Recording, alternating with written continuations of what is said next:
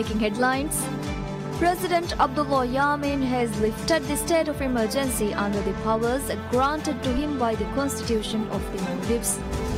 Criminal Court of Maldives remands 5 suspects behind the coup attempt until end of investigation, including former President Maumoon Abdul Qayyum.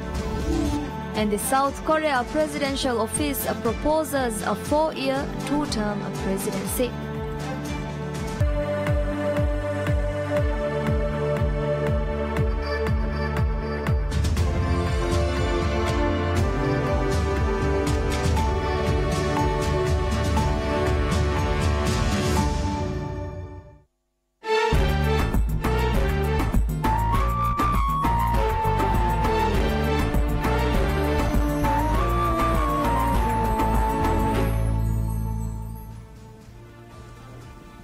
Bismillahirrahmanirrahim. Assalamu alaikum. I'm Nasma Abdul Muhsin and this is PSM News. President Abdullah Yameen Abdul Qayyum lifts the state of emergency under the powers granted to him by the Constitution of the Maldives. The announcement of a state of emergency was precipitated by a constitutional crisis created allegedly by 2 justices of the Supreme Court who conspired with political actors to violate both the Constitution and standard legal norms and practices in order to illegally overthrow a lawful government and whose actions constituted an imminent threat to national security. The state of emergency was annulled after a period of 45 days. According to the President's Office, Maldives Police Service, under the guidance of the Office of the Prosecutor General, has been able to progress substantially into their investigation of corruption and other crimes relating to the constitutional crisis. The Prosecutor General issued a statement on the 20th of March outlining the charges to be filed by her office regarding the submissions by the Maldives Police Service to date. The state of emergency was declared by a presidential decree issued on the 5th of February 2018 for national security reasons. It was extended via a resolution of the Parliament on February 20th for a period of 30 days, applicable only to those under investigation for crimes relating to the constitutional crisis. This extension was deemed valid by a decision of the Supreme Court on the 26th of February 2018.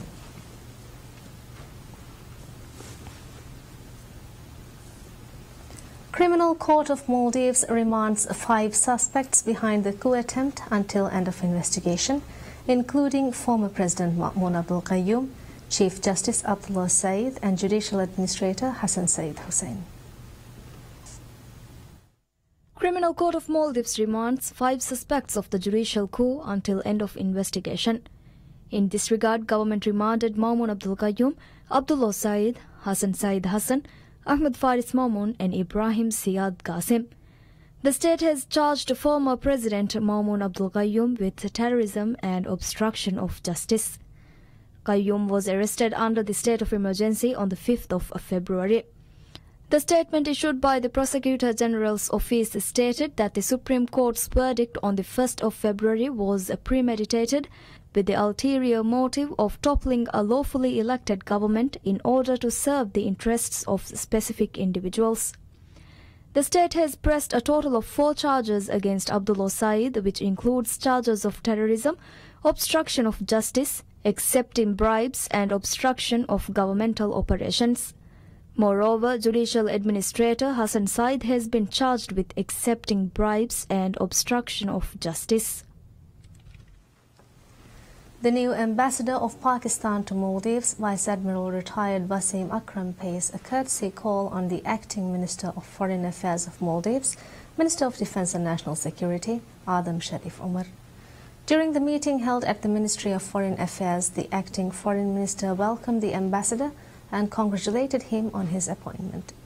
Minister Adam Sharif and the ambassador discussed ways of further strengthening and diversifying the existing close relations between the Maldives and Pakistan. The ambassador also assured his commitment to working closely with the government of Maldives to enhance collaboration in areas that are of mutual benefit to both countries.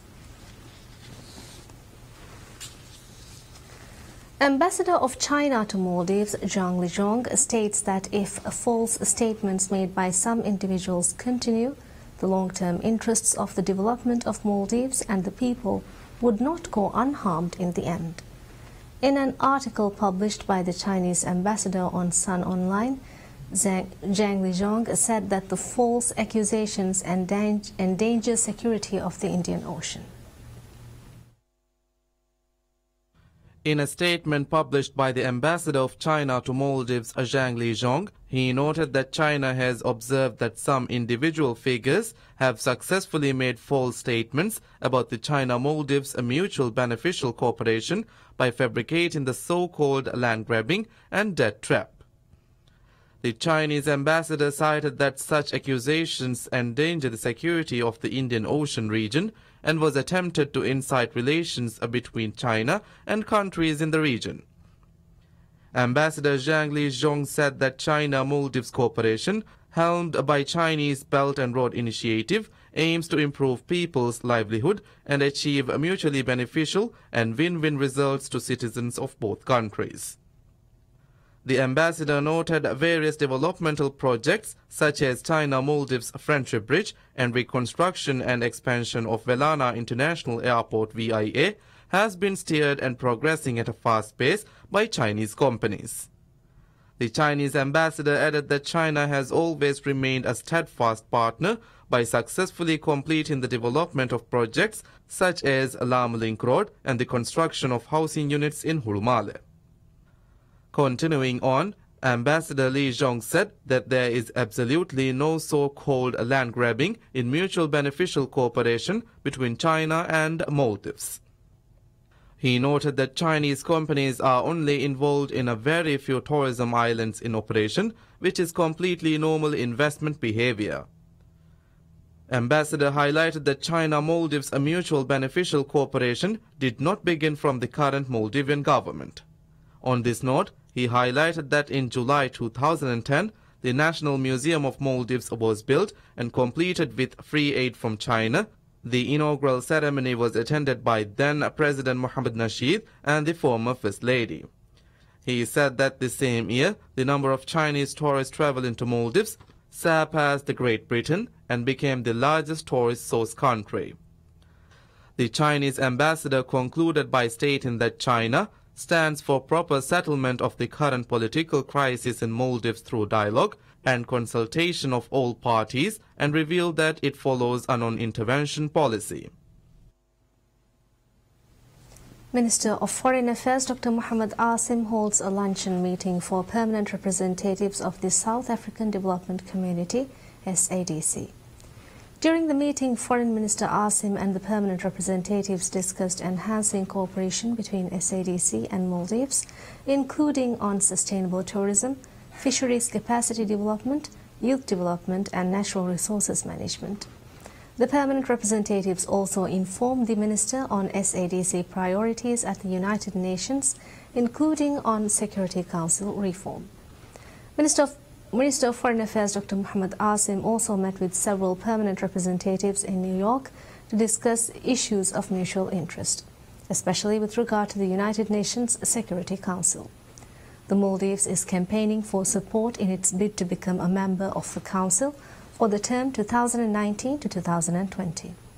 Minister Asim is visiting New York to speak at the high-level meeting to launch the International Decade for Action, Water for Sustainable Development 2018-2028, hosted by the President of the General Assembly. Sudan University of Quran and Islamic Sciences and the Ministry of Islamic Affairs signed agreement to establish a Quran Research Center in Maldives. The agreement was signed by Chancellor of Sudan University for Quran and Islamic Sciences, Professor Ahmed Saeed Salman, and President of the Center for Holy Quran, Ibrahim Rashid Musa.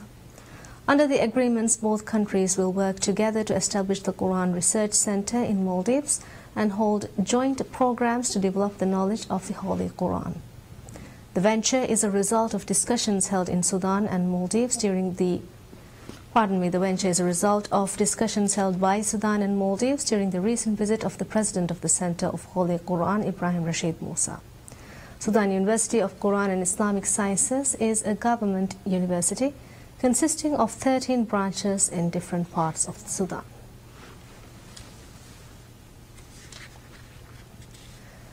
Minister of Environment and Energy Thorig Ibrahim attends the 3rd Global Conference on Health and Climate at Port Louis, Mauritius from the 21st to the 22nd of March 2018.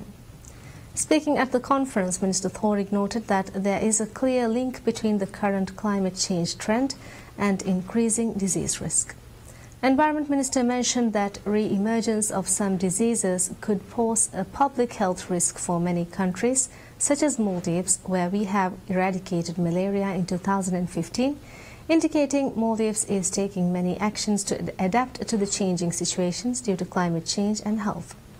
Highlighting the fortification of critical infrastructure to ensure continuity of vital services such as hospitals, provision of safe drinking water, provision and proper sanitation systems and other necessary infrastructure, Minister Thorig stated that if we are to build a climate-proof health system, we will need to see the commitment from all, especially from the international community.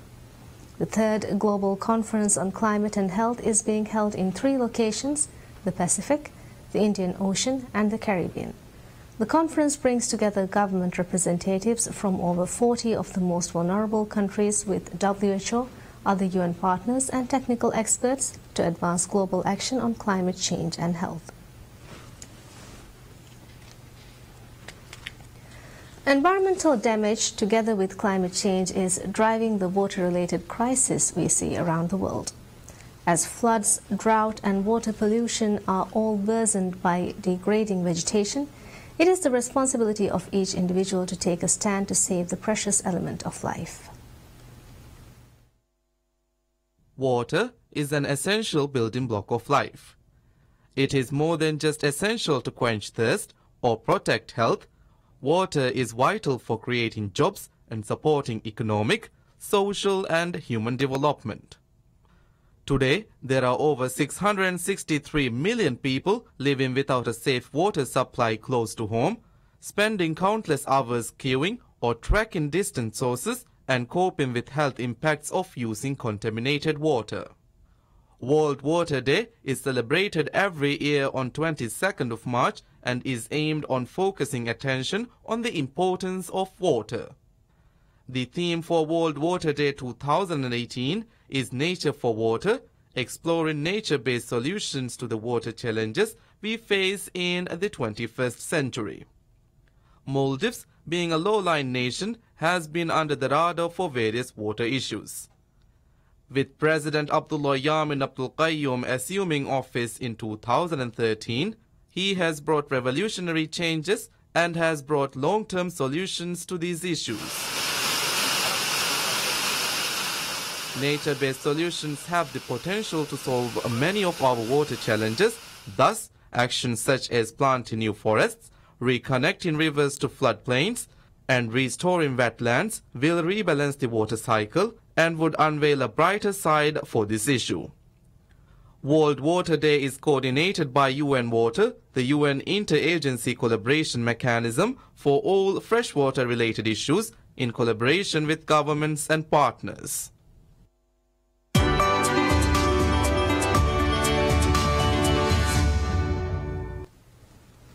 The U.S. Federal Reserve raises the benchmark interest rate by 25 basis points and signals 2 more rate hikes in 2018, citing a strengthened economic outlook in recent months. In the view of realized and expected labor market conditions and inflation, the Fed decided to raise the target range for the federal funds rate from 1.5 to 1.75%. The central bank said in a statement after concluding a 2-day meeting. Adam Posen, president of Peterson Institute for International Economics, believed the interest rate will not affect the dollar much. Ha Jiming, a senior researcher with China Finance 40 Forum, said the renminbi will appreciate against the dollar after the interest rate. Fed officials widely expected that the U.S. economy would grow at a faster pace this year and next, driven by fiscal stimulus and improved overseas demands. The U.S. economy will grow at 2.7% in 2018 and 2.4% in 2019, higher than previous projections of 2.5% and 2.1% respectively, according to the Fed's forecast released on Wednesday. Wednesday's announcement marked the Fed's sixth rate hike since late 2015 and the first move under Jerome Powell, who took the helm of the central bank in February.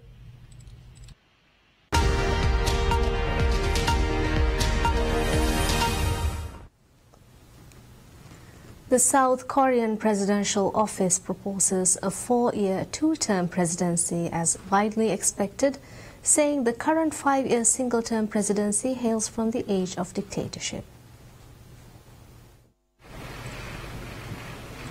The Blue House also proposed the legal voting age be lowered to 18 from the current 19. The Blue House justified this position, pointing out that South Korea is the only country among the Organizations for Economic Cooperation and Development (OECD) members where the voting age is 19. The constitutional amendment will be handed to South Korea's parliament, where it needs approval from 2/3 of its lawmakers to be put to a national referendum. Imprisoned Palestinian teen activist Ahad Tamimi reaches a plea bargain with Israeli army prosecutors that will see her serve 8 months in jail. The 17-year-old was arrested in December 2017 after a video of her slapping and hitting 2 Israeli officials outside of her house in the village of Nabi Salih went viral. When they see their soldiers shooting the children, we don't see there is anything happened in the Israeli society. But when their soldiers slapped by a small child, oh, they become mad, and all the media, propaganda, all what you hear about that, because the main value is power. The sentence, announced during a closed-door hearing on Wednesday at Israel's Ofer military court near Ramallah, brought to an end a case that attracted worldwide attention. Tamimi accepted the deal in exchange for pleading guilty to 4 out of the 12 charges initially brought against her, according to Gaby Lesky, the lawyer of the teen. Lesky told reporters that the other 8 charges against Tamimi, including those referencing instances of stone throwing and incitement to terror and stabbings, were dropped by the prosecution.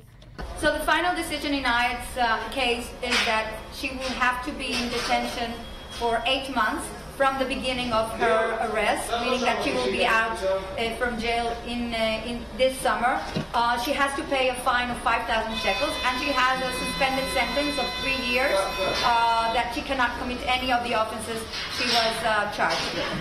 Tamimi pleaded guilty to attacking 2 Israeli army officials and to 2 additional criminal acts where she disrupted an Israeli soldier and carried out incitement, according to an Israeli army statement.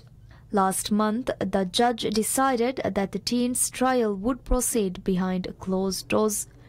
On Monday, Israel's military appeals court rejected Tamimi's requests to hold her legal proceedings in an open court. French investigators finished questioning Nicolas Sarkozy on Wednesday, while judges consider whether to open a formal investigation into allegations of illegal campaign financing. Sarkozy was grilled for a second full day on Wednesday by police investigating allegations that his 2007 election campaign received funding from the late Libyan leader Muammar Gaddafi. It is the second major investigation for Sarkozy, who is also facing charges of illicit campaign sending overruns during his failed re-election bid in 2012. The judicial inquiry began in 2013 after the French news website Mediapart published assertions by the Franco-Lebanese businessman Ziad Taqiyuddin that he had transferred $6 million from Gaddafi's former intelligence chief Abdullah Senussi to Sarkozy's campaign chief. Neither Sarkozy nor his lawyers have commented publicly about the latest developments, but the 63-year-old has in the past called the allegations grotesque and a manipulation. We now take a short break for Asr prayers. Please stay with us.